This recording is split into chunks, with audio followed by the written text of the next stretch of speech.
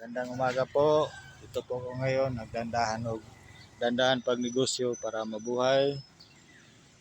Naumpisa ko sa kunting negosyo, ukay-ukay. Ito po. Yung yung linggo ko nag-umpisa hanggang ngayon, 3 araw na ngayon.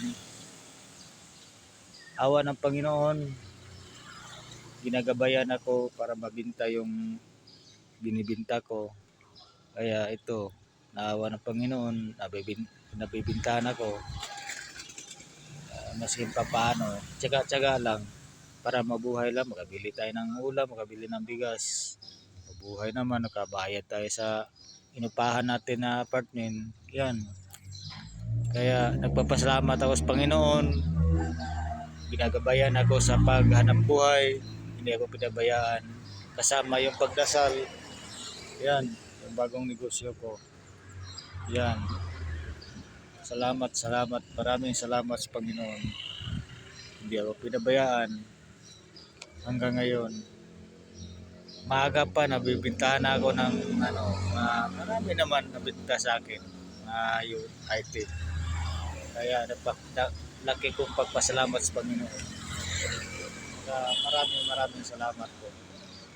Mga guys, sana guys naintindihan niyo ako sa paghahanap buhay. Kasi pagod na ako sa kontraksyon eh. Pagod na pagod talaga yun. Talsitter ako. Tapos andun ako sa Manila nagtatrabaho. Ang layo. Dito na ako sa Batangas. Kaya naisipan ko may konti akong puhunan. Kaya kinukumprada ko. Nagsasakali ako na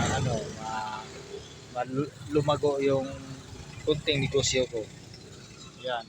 Tsaka guys, maraming salamat po. Sana masin pa paano okay lang sa akin kung bigyan niyo ako pagkakataon, kunting tulong lang, dagdag puhunan.